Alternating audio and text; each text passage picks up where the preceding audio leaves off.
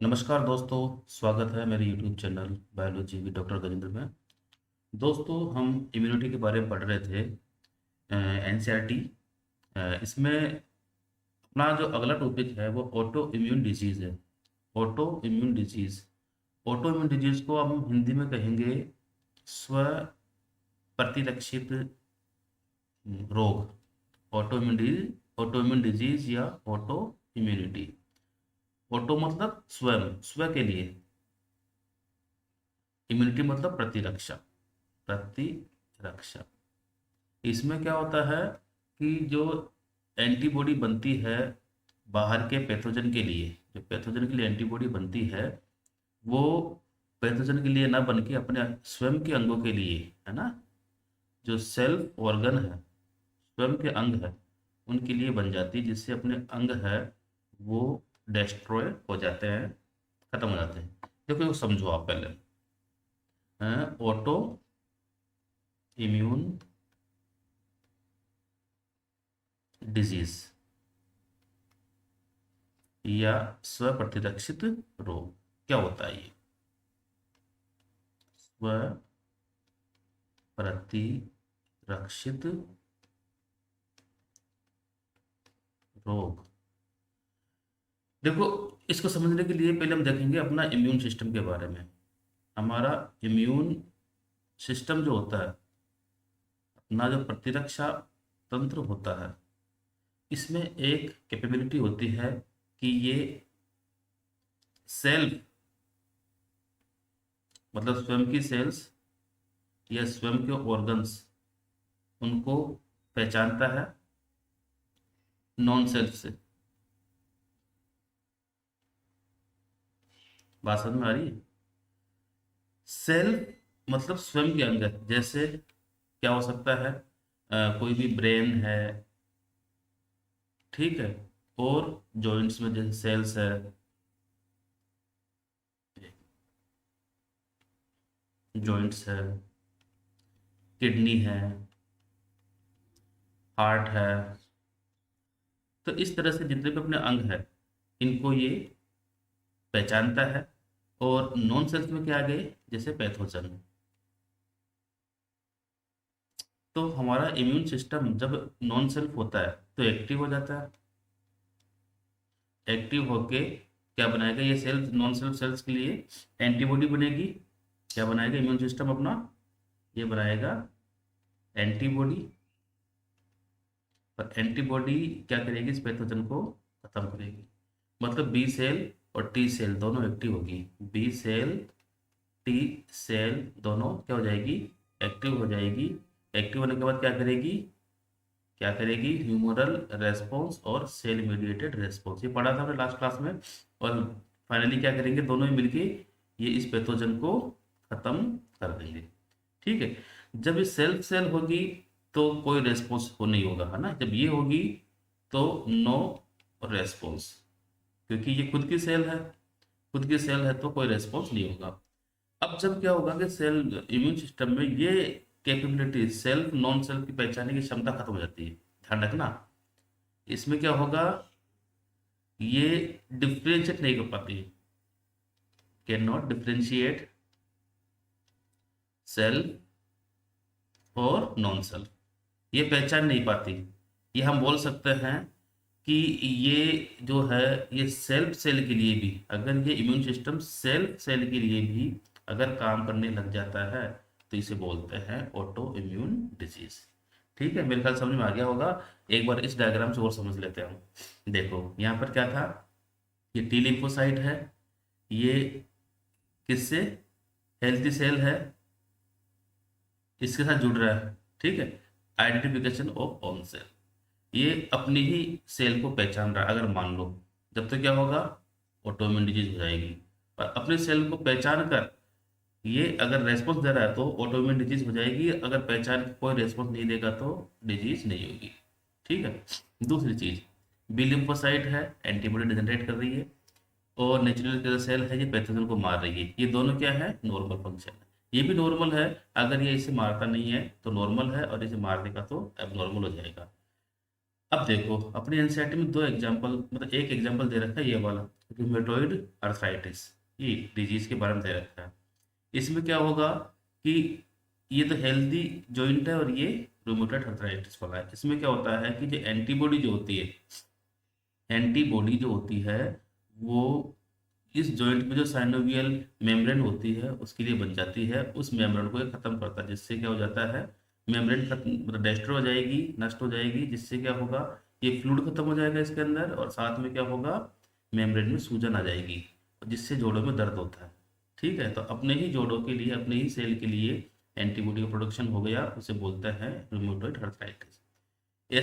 इसी प्रकार से यहाँ पर देखो, ये प्लाज्मा सेल है। प्लाज्मा सेल किससे बना था? बी सेल से बना था। प्लाज्मा सेल क्या है? एक्टिव फॉर्म है किसकी? बी सेल की। बी लिम्फोसाइट है, ये बी सेल है, वो प्लाज्मा सेल में कन्वर्ट हो गई, और प्लाज्मा सेल क्या बना रही है? एंटीबॉडी बना रही है। ये ब्लू वाली एंटीबॉडी है, और ये एंटीबॉडी क्या कर रही है? इस जो माइलिन शीट है, माइलिन शीट न्यूरॉन की, न्यूरॉन का डायग्राम है ब्रेन में, तो न्यूरॉन की माइलिन शीट को नष्ट कर देता है, खत्म कर देता है। इसलिए क्या हो जाएगी? ब्रेन की ऑटोइम्यून डिजीज हो जाएगी। तो आपको कुल मिला के समझ में आ गया होगा कि इम्यून सिस्टम जो होगा, इम्यून अगर सिस्टम है, अगर वो सेल के लिए, सेल्स के लिए रेस्पॉन्सिबल है, या हम बोल सकते इम्यून सिस्टम डिस्ट्रॉय करता है, सेल को खत्म कर देता है, तो हम बोल सकते हैं ये क्या हो गई? ऑटो इम्यून डिजीज हो गई। अब जो एनसीईआरटी में दे रखा है वो देख लो, कि एनसीईआरटी में अपने बहुत कम दे रखा है, हमें वही पढ़ना जो एनसीईआरटी में है, और ऑटो इम्यून डिजीज का एक पूरा चैप्टर है, लेकिन आपके लेवल पर सिर्फ इतना ही पढ़ना जो एनसीईआरटी में दे रखा है, क्वेश्चन यही से आएगा। देखो, ऑटो इम्यूनिटी क्या होती है? Memory based acquired immunity evolve in higher vertebrate based on the ability to differentiate foreign organism. मतलब जो बी सेल और टी सेल मेमोरी सेल बन रही थी, वो डिफरेंशिएट करने में सक्षम है फॉरेन ऑर्गेनिज्म, जिसे हम पैथोजन बोल सकते हैं, या फॉरेन एंटीजन भी बोल सकते हैं, एंटीजन के रूप में काम करते हैं ये, तो फॉरेन एंटीजन या फॉरेन पैथोजन या फॉरेन ऑर्गेनिज्म। ठीक है, किससे? सेल्फ सेल से डिफरेंशिएट कर लेता है, किससे? फॉरेन ऑर्गेनिज्म को सेल्फ सेल से। ठीक है, मतलब हम बोल सकते हैं ये फॉरेन ऑर्गेनिज्म क्या है? नॉन सेल्फ है। क्या है ये? नॉन सेल्फ, अपना नहीं है, इसलिए फॉरेन है, और अपनी सेल्फ है। सेल्फ और नॉन सेल्फ में क्या करता है? ये डिफरेंशिएट कर लेता है। Higher vertebrate can distinguish foreign molecule as well as foreign organism. मतलब ये बात हो रही है फॉरेन ऑर्गेनिज्म, ये फॉरेन ऑर्गेनिज्म या फॉरेन मॉलिक्यूल है, एक्चुअल में ये क्या है? अपने नॉन सेल्फ है, नॉन सेल्फ, अपने नहीं है। ठीक है, जो एंटीजन के रूप में कार्य करता है। Most of the experimental immunology deals with this aspects. मतलब यही होता है, फॉरेन मॉलिक्यूल को पहचानो और मारो, ये होता है, दुश्मन को पकड़ो और मारो। समटाइम ड्यू टू, देखो ये ध्यान रखना, जेनेटिक डिसऑर्डर भी हो सकता है, और अदर फैक्टर जैसे अननोन रीजन, एनवायरमेंटल फैक्टर हो सकता है। देखो, हमारे जीन में कोई चेंज आ गया, मतलब हमारी, जब मैंने बताया ना, जैसे यहाँ पर ये रेगुलेटेड होता है, ये रेस्पॉन्स दे रही है, रेगुलेट अनरेगुलेटेड हो जाए, मान लो ये इम्यून सिस्टम अनरेगुलेटेड हो जाए। अनरेगुलेटेड कब होता है? जब हमारा जीन में म्यूटेशन हो जाता है। ठीक है, जीन में म्यूटेशन हो जाएगा तो रेगुलेशन नहीं कर पाएगा। तो जेनेटिक डिसऑर्डर तो है ही, हमारे जीन में अगर कोई चेंज आ गया जिससे इम्यून सिस्टम रेगुलेट नहीं होगा, तो ऑटो इम्यून डिजीज हो जाएगी। उसके अलावा कुछ अननोन रीजन, जैसे इसमें एक तो एग्जांपल देख लो तुम, जैसे एनवायरमेंटल, कोई भी एनवायरमेंटल रीजन हो सकता है ना, वातावरण चेंज हो रहा है तो उससे भी। दूसरा, जैसे अननोन रीजन में जैसे कोई मान लो वायरस है, ऐसा वायरस जिसकी संरचना, जिसकी प्रोटीन, वायरस की प्रोटीन होती है, या कोई पैथोजन है उसकी प्रोटीन जो होती है, उस प्रोटीन की संरचना अगर हमारे अंग जैसी है, मान लो किडनी जैसी संरचना है, माइलिन शीट जैसी संरचना है, उसमें कुछ प्रोटीन ऐसी लगभग संरचना मिल जाती है जो हमारी किडनी में है, मान लो, तो प्रोटीन, इस वायरस के लिए, इस प्रोटीन के लिए तो बनेगी एंटीबॉडी, ये एंटीबॉडी बन रही है, लेकिन क्योंकि इसकी संरचना हमारी किडनी की संरचना जैसी है, तो क्या होगा? ये एंटीबॉडी हमारी किडनी को भी खत्म कर देती है। ठीक है, तो इस तरह से भी एक रीजन हो सकता है, लेकिन इनको एनसीईआरटी में अननोन रीजन कहा है, तो ये हम आगे हायर क्लासेस में पढ़ेंगे। This result damage to the body and it's called autoimmune disease. क्या कहेंगे? ऑटो मतलब स्व प्रतिरक्षित डिजीज या रोग। बात समझ में आ गई? स्व प्रतिरक्षित रोग कहेंगे, किसको कहेंगे? जब हमारी ही बॉडी के अंगों को डैमेज करने लग जाए हमारा इम्यून सिस्टम। इसमें जो एग्जाम्पल दे रखा है ये इंपॉर्टेंट है। रूमेटॉइड अर्थराइटिस, ये ध्यान रखना, एनसीईआरटी में एक ही एग्जांपल दे रखा है जो मैंने बता दिया, और एक ही लाइन दे रखी है, which affect many people in our society is an autoimmune disease. सीधा क्वेश्चन आएगा, rheumatoid arthritis is a autoimmune disease, a viral disease, मतलब कुछ भी नाम डाल देगा तो ध्यान रखना आप, ये ऑटोइम्यून डिजीज है ना, ये क्वेश्चन आ जाता है कई बार, याद रहेगा।